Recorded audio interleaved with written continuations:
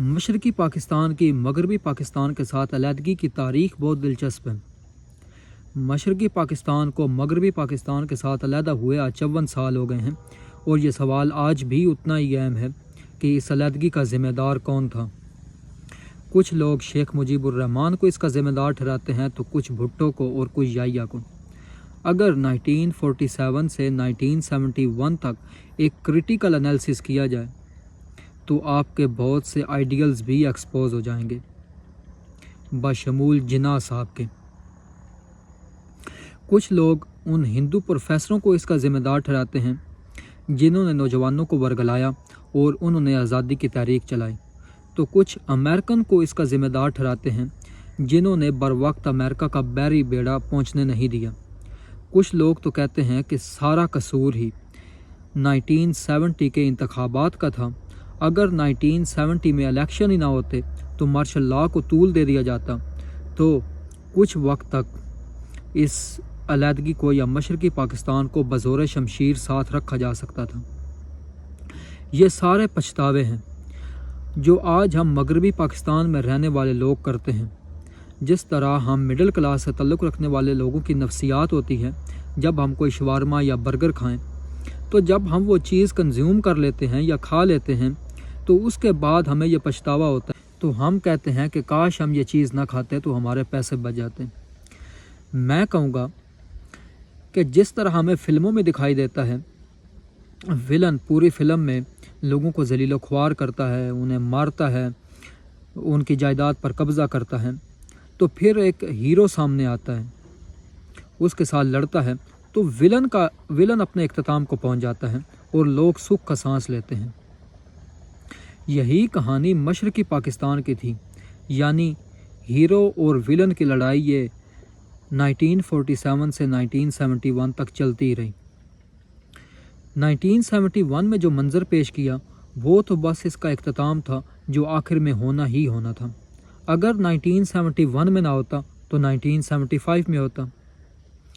मुअर्रिखों की राय में अलहदगी का यह बीज 1947 में ही बो दिया गया था। पाकिस्तान की आज़ादी से पहले मशरक़ी पाकिस्तान या बंगाल के लोगों ने बड़ी कुर्बानियाँ दी थीं।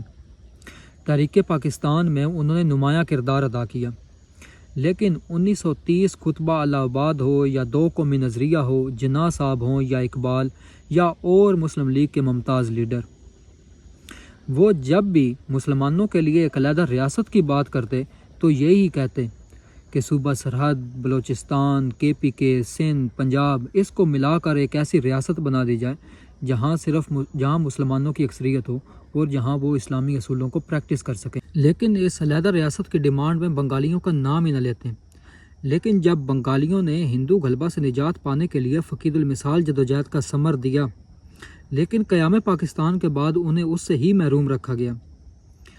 अब बंगालियों के लिए अंग्रेज़ों ने हमेशा ही मुसल्लह अफवाज के दरवाज़े बंद कर रखे थे और क़याम पाकिस्तान के बाद भी उनसे नौआबादी का सलूक किया गया, चूँकि अंग्रेज़ों के लिए पंजाबी वफ़ादारी के तकाज़ों पर पूरे उतरते थे, जबकि बंगालियों को कहा जाता कि वो तालीमी और जिस्मानी और ज़हनी तौर पर ऐसे नहीं हैं कि फ़ौज में भर्ती किए जाएं। लेकिन क़याम पाकिस्तान के बाद भी बकिया मुलाजमतों के दरवाजे उन पर बंद किए गए, उन पर उर्दू ज़बान मुसल्लत की गई।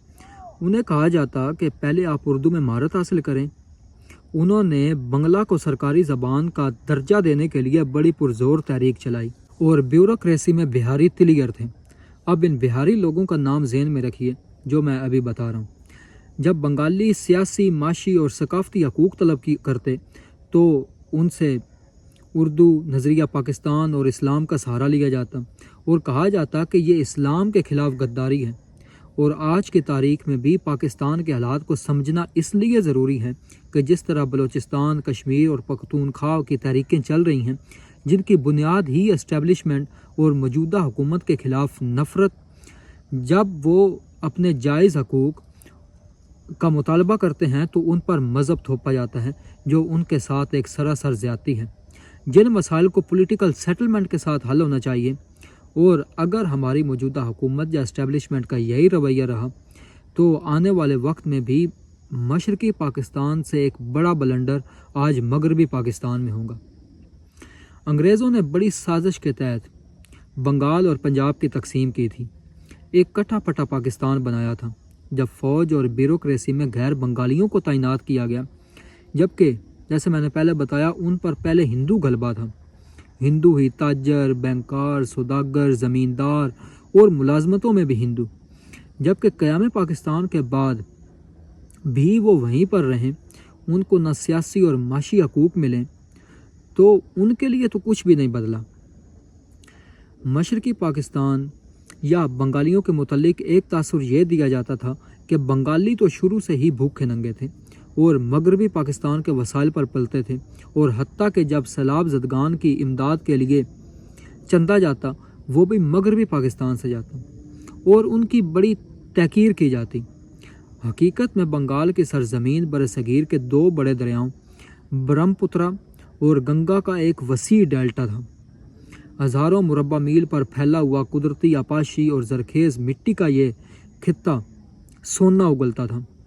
اب اگر قرون وسطیٰ کے دور کی بات کی جائے تو زرعی دولت سے ہی خطے کی دولت کو ناپا جاتا تھا۔ بنگال برصغیر کا خوشحال ترین علاقہ تھا۔ یہ نہ صرف زرعی معیشت میں خوشحال تھا بلکہ زائد پیداوار بھی پیدا کرتا تھا۔ مغل سلطنت کے مرکزی خزانے میں سب سے زیادہ ریونیو بنگال سے ہی جاتا تھا۔ یورپی تاجروں کے لیے برصغیر کا یہ خطہ بڑا پرکشش ثابت ہوا۔ راجستھان کے مارواڑی یہاں آ کر جگت سیٹھ بن گئے، جو مغل شہنشاہوں اور نوابوں تک کو قرضہ دیا کرتے تھے، لیکن برطانوی استعماریوں نے اور مارواڑیوں نے اس خطے کے وسائل کو بے دریغ لوٹا اور سرمایہ یہاں سے باہر منتقل کیا، اور کپڑے کی صنعت جو بنگال کی اعلیٰ اور پائیداری کپڑا بناتی تھی، جس سے لاکھوں لوگوں کا روزگار جڑا ہوا تھا، برطانویوں نے یہاں سے اعلیٰ معیار کا کپڑا بنانا سیکھا۔ وہ وہاں یورپ کی منڈیوں میں فروخت کرتے۔ بعد ازاں انہوں نے بنگال کے کپڑے کی صنعت کو تباہ کر دیا اور یہ خطہ مفلوق الحال نظر آنے لگا۔ اور قیام پاکستان کے بعد بھی پاکستان کی برآمدات کا سب سے بڑا حصہ مشرقی بنگال سے جاتا تھا۔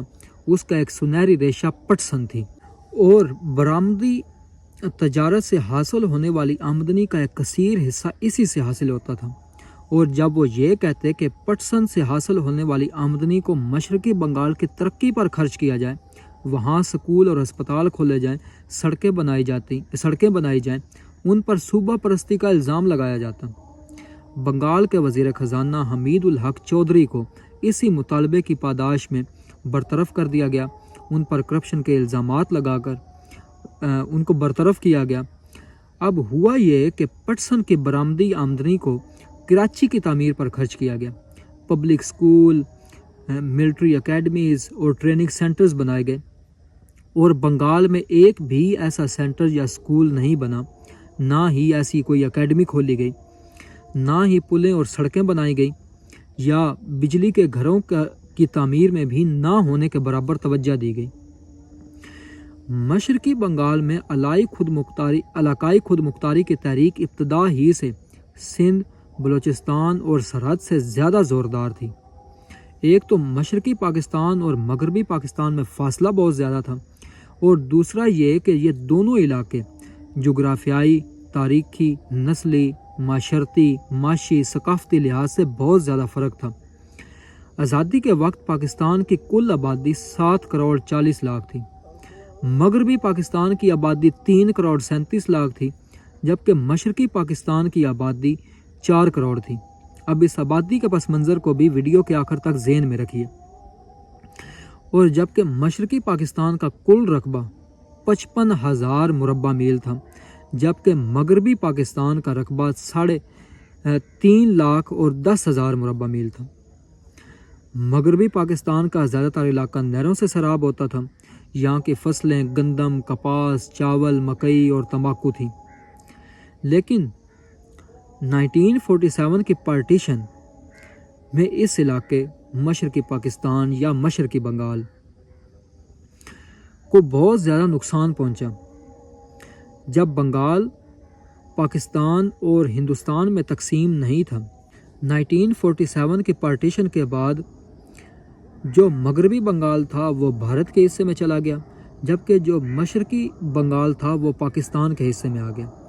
جب بنگال پاکستان اور بھارت میں تقسیم نہیں ہوا تھا، اس کے 90% صنعتی ادارے کلکتہ میں تھے اور صنعتی کارکنان بھی صرف 5% مشرقی بنگال کے حصے میں آئے۔ کارخانے، بینک، بیمہ کمپنیاں، تجارتی ادارے، درآمدی کمپنیاں، مواصلاتی مرکز، بجلی گھر اور اعلیٰ تعلیمی ادارے غیر منقسم بنگال میں تھے، جو اس وقت بنگال کا دارالحکومت تھا۔ پٹسن ہی مشرقی پاکستان کی سب سے اہم زرآور فصل اور کاشتکاروں کی خوشحالی کا انحصار اس کی قیمت اور فروخت پر تھا، اور پارٹیشن سے پہلے غیر منقسم ہندوستان کو خام پٹسن کی پوری دنیا میں تقریباً مکمل اجارہ داری تھی، لیکن تقسیم کے بعد مشرقی پاکستان میں پٹسن کا ایک کارخانہ بھی نہیں تھا، اور جو پٹسن سے جو گانٹھیں بنتی تھیں اس کی چند ہی مشینیں مشرقی پاکستان کے پاس تھیں۔ اب جو بھی پٹسن مشرقی پاکستان میں پیدا ہوتی وہ کلکتہ بھیجی جاتی، جہاں جیوٹ ملوں میں اس سے بوریاں اور دوسری مصنوعات تیار ہوتی تھیں۔ لیکن تقسیم کے بعد مشرقی پاکستان میں ایک چھوٹی سی بندرگاہ چٹاگانگ تھی، جو سالانہ صرف 5 لاکھ ٹن کی گنجائش رکھتی تھی، اور آج جس پاکستان میں ہم ہیں اس میں کپاس کو بڑی اہمیت حاصل تھی۔ ہندوستان کی 40% کپاس ہمارے اس مغربی پاکستان میں پیدا ہوتی تھی، لیکن پارچہ بافی کے 394 کارخانوں میں صرف 14 ہی ہمارے حصے میں آئے۔ مواصلات کا مسئلہ غیر معمولی طور پر اہم تھا۔ مشرقی اور مغربی پاکستان کے درمیان مسافت فضا میں 1200 میل جبکہ سمندر کے ذریعے 3000 میل تھی۔ اب دیکھیے کتنا بڑا ڈسٹنس تھا، اس کے درمیان بھارت کا علاقہ تھا۔ کلکتہ اور اس کی سہولتوں سے محروم ہونے کے بعد مشرقی پاکستان کا اہم مسئلہ مواصلات اور برقی طاقت جیسے بنیادی ڈھانچے کی تخلیق تھی۔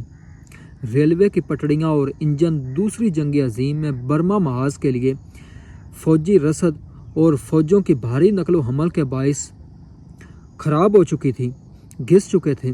وسیع پیمانے پر ساز و سامان کی ضرورت تھی۔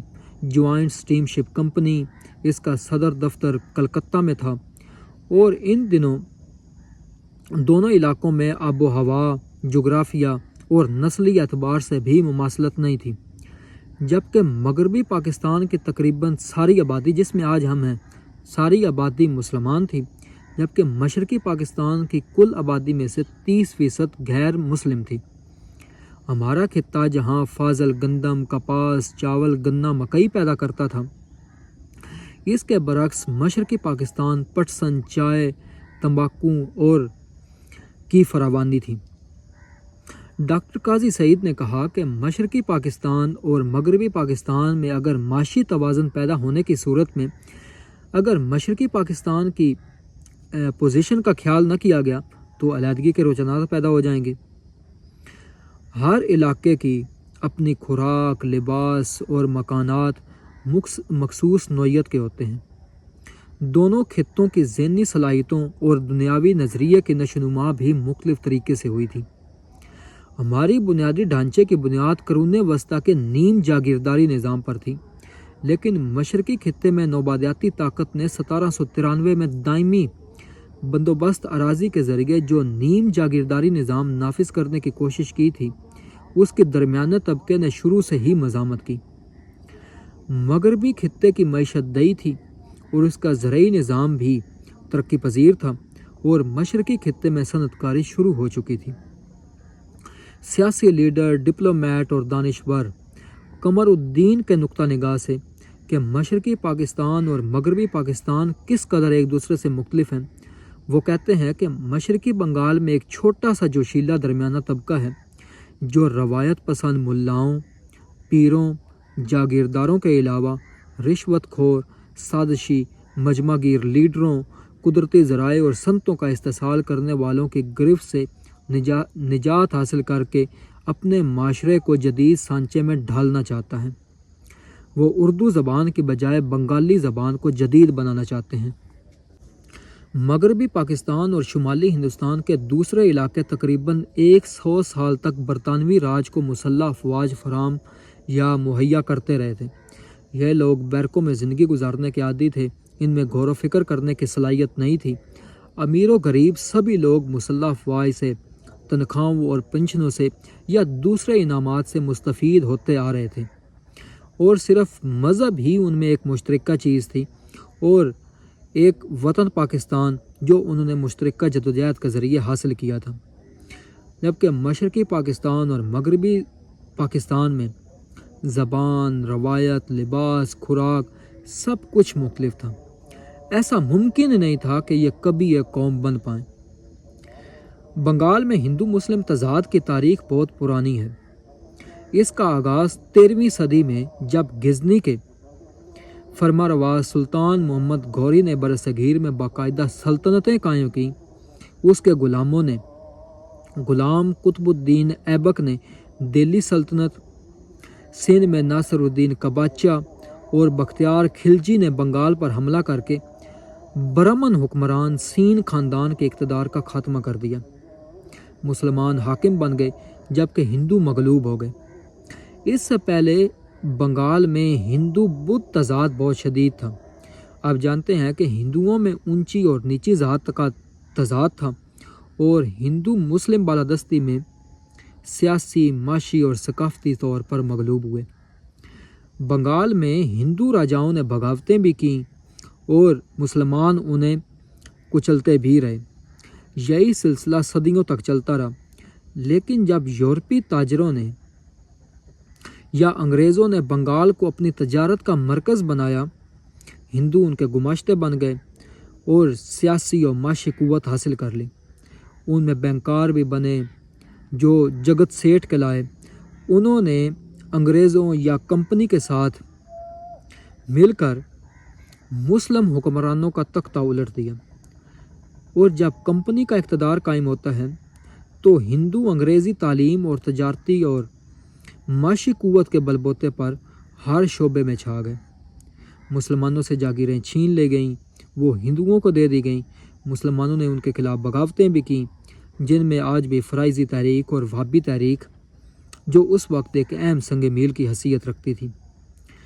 پہلی جنگ عظیم سے دوسری جنگ عظیم تک کا عرصہ برصغیر میں ہندو مسلم کشمکش اور دونوں فرقوں کے سیاسی، معاشی حقوق و مفادات کے اصول کی جدوجہد کا دور ہے، اور بنگال کے مسلمان رہنماؤں نے بھی ہر موقع پر، چاہے 1919 کی اصلاحات ہوں، گول میز کانفرنس ہو، 1935-36 کے انتخابات ہوں یا 1945-46 کے انتخابات، ہندو بالادستی کے خلاف ہر موقع پر مزاحمت برقرار رکھی، اور تقسیم سے پہلے کلکتہ میں 3 روز تک ہندوؤں نے مسلمانوں کے ساتھ ہولی کھیلی، خون کے ساتھ ہولی کھیلی۔ ایک اندازے کے مطابق 5000 مسلمان کلکتہ میں مارے گئے۔ آج کی تاریخ میں 1947 کی پارٹیشن اپنے آپ میں ایک بہت بڑا بلنڈر تھی۔ خاص طور پر پنجاب اور بنگال کی تقسیم کرتے وقت مذہب کا سہارا لیا گیا، اور جو دوسرے فیکٹرز تھے ان کو نظر انداز کر دیا گیا۔ اب ایسا تو ہو نہیں سکتا کہ مسلم اور ہندو کی باؤنڈری لگا دینے سے ایک دم سب کچھ بدل جائے گا۔ پنجاب اور بنگال کی جو زبانیں تھیں الگ الگ تھیں، پھر ان کی پارٹیشن کے بعد ایک دم اردو لینگویج کو امپوز کرنا، کیونکہ اردو اس وقت ایلیٹس کی زبان ہوا کرتی تھی، یعنی اشرافیہ کی زبان ہوا کرتی تھی۔ پولیٹیشنز، بزنس مین، بیوروکریٹ ہی اردو بولا کرتے تھے، جبکہ مقامی طور پر سب اپنی ہی زبان بولتے تھے۔ اب بنگالی مسلمانوں نے تو اس وجہ سے جدوجہد میں حصہ لیا کہ ان کی سٹینڈرڈز آف لیونگ بہتر ہوگی، ان کی معاشی حالت بہتر ہوگی، سرکاری ملازمتیں اور دوسری مراحت ملیں گی، چونکہ بنگالیوں کے لیے اس وقت نہ فوج میں، نہ دوسرے اداروں میں، اور نہ ہی معاشی سطح پر یا سیاسی سطح پر ہندو غلبے میں رہتے ہوئے انہیں یہ چیزیں میسر تھیں۔ انہوں نے سوچا کہ اگر پاکستان ایک اسلامک اسٹیٹ بن جاتا ہے تو انہیں فنڈامنٹل رائٹس مہیا ہو جائیں گے۔ بہار جو بھارت کا حصہ بنا، یہ بنگلہ دیش کے قریب تھا، تو جو بہاری پارٹیشن کے بعد بنگال آئے اور بہاری ہر شعبے پر چھا گئے۔ بنگال میں بنگالی بولنے والے تھے، جبکہ مغربی پاکستان میں پنجابی، سندھی، پشتون، بلوچی تھے۔ لیکن بنگال میں اہم اسٹیٹ پوزیشنز پر بیوروکریسی میں یا پولیٹکس میں غیر بنگالی تھے، اور پارٹیشن کے بعد جو پاور حاصل کرنے کی جنگ وہ جناح صاحب کے بعد ایسی چلتی رہی۔ پہلے گورنر جنرل جناح صاحب، وزیر اعظم لیاقت علی خان، جناح صاحب کے بعد ملک غلام محمد گورنر جنرل۔ 1954 میں الیکشن ہوتے ہیں جس میں زیادہ سیٹیں 143 عوامی لیگ حاصل کرتی ہے، لیکن غلام محمد اسمبلی کو ڈسمس کر دیتے ہیں۔ لیکن غلام محمد کے بعد میجر جنرل سکندر مرزا جو مشرقی بنگال تھا اس کی ری نیمنگ کرتے ہیں، اس کا نام مشرقی پاکستان رکھ دیتے ہیں۔ لیکن اس سارے عرصے میں ملٹری ہی پاکستان کو رول کر رہی تھی، اور ملٹری ڈکٹیٹر کے ذریعے ڈنڈے کے زور پر عوام کے حقوق کی آواز کو دبایا جا رہا تھا۔ جب امریت ہو تو جمہوریت پنپ نہیں سکتی کیونکہ الیکشنز نہیں ہوتے۔ اب ہوتا یہ ہے کہ جس طرح ہم نے پہلے بات کی، پاکستان کی کل جی ڈی پی میں 62% حصہ بنگال سے آتا تھا، یعنی ریونیو، جبکہ ڈیولپمنٹ میں سڑکیں اور پلیں بنانا، ہسپتال اور سکول کھولنا، اکیڈمیز بنانا، 75% پیسہ مغربی پاکستان میں لگتا تھا۔ یہ غلطی آج بھی جناح صاحب کی مانی جاتی ہے کہ انہوں نے جب ڈھاکہ کا دورہ کیا اور کہا کہ پاکستان کی قومی زبان اردو ہوگی، اس میں کسی قسم کا کوئی کمپرومائز نہیں ہوگا۔ 1952 میں لینگویج موومنٹ کو لے کر طالب علم، سیاسی تقریب کھار اکٹھے ہوتے ہیں، وہ احتجاج کرتے ہیں، لیکن پاکستان آرمی ان پر گولیاں چلا دیتی ہے۔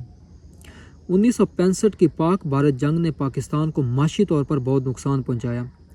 شیخ مجیب الرحمان کے مغربی پاکستان کے حکمرانوں کے سامنے چند ڈیمانڈز رکھتے ہیں، اور جنرل ایوب خان کے سامنے۔ جب وہ یہ ڈیمانڈز رکھتے ہیں، یہ ڈیمانڈز پورے ملک کو ہلا کر رکھ دیتی ہیں۔ اس کا مطلب تھا کہ شیخ کی پارٹی کو مشرقی پاکستان میں بہت مقبولیت حاصل ہو چکی ہے۔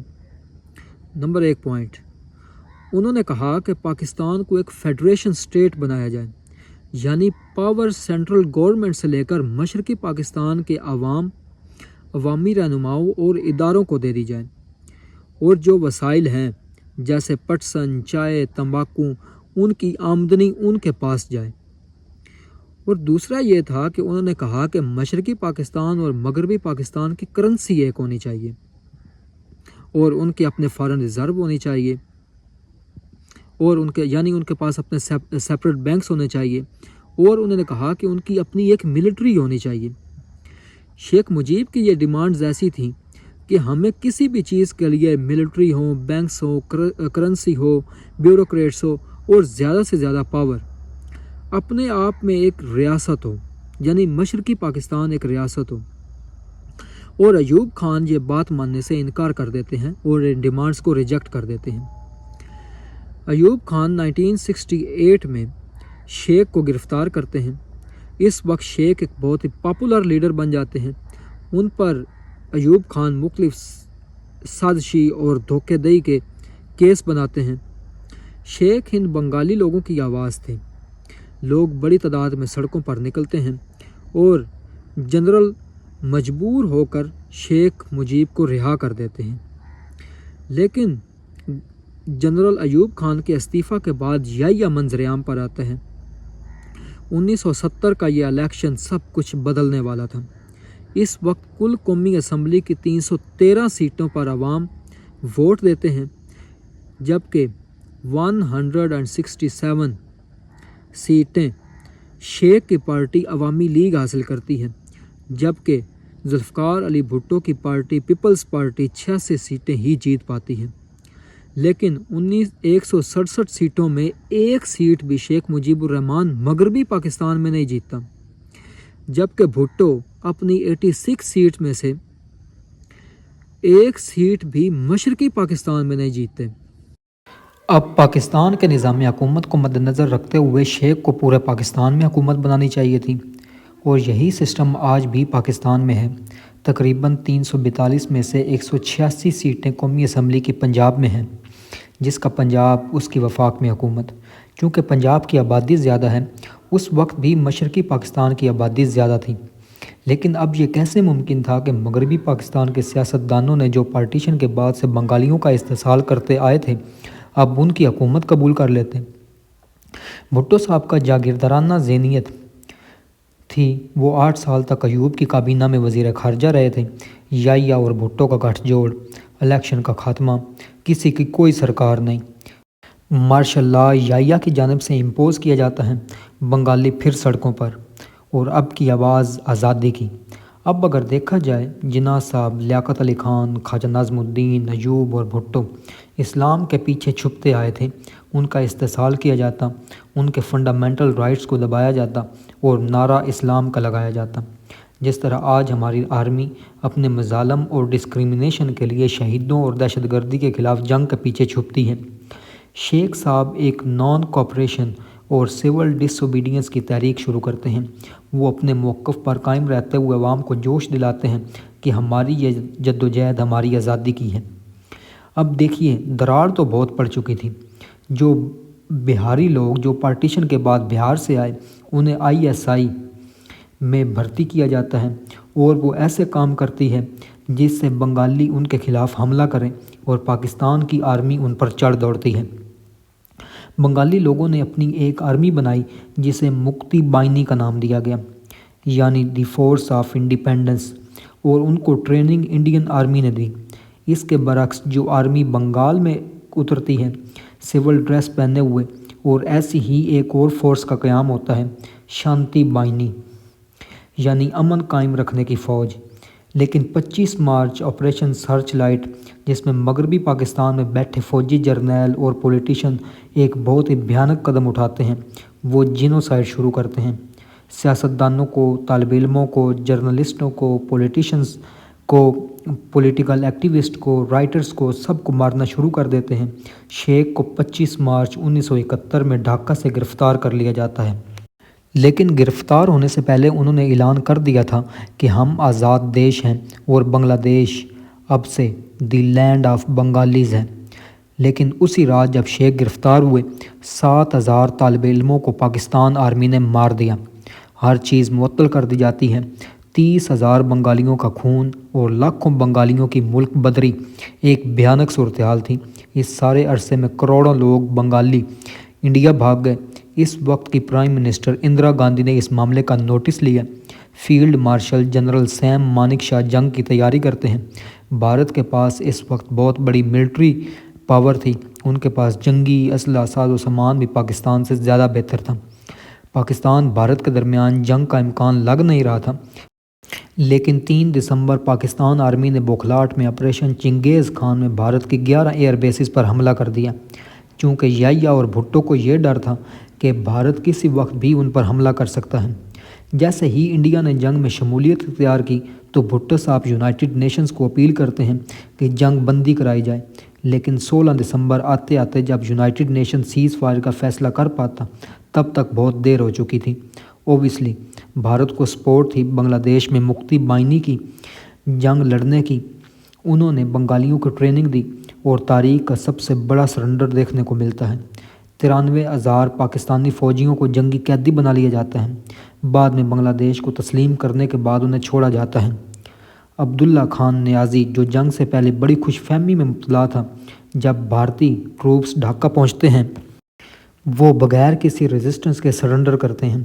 یہ جنگ صرف فوجی شکست نہیں تھی بلکہ سیاسی شکست بھی تھی۔ کیا آج کے حالات بھی آپ کو اس طرح نظر نہیں آتے؟ اسلام یونیفائنگ فیکٹر نہیں ہے۔ اگر آپ سیاسی حقوق دینے کے بجائے اسلام کے پیچھے چھپنے لگیں تو نتیجہ نفرت اور بیزاری کی صورت میں نکلے گا۔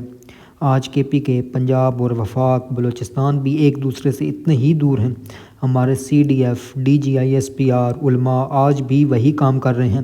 نتیجہ تباہی اور بربادی ہوگی۔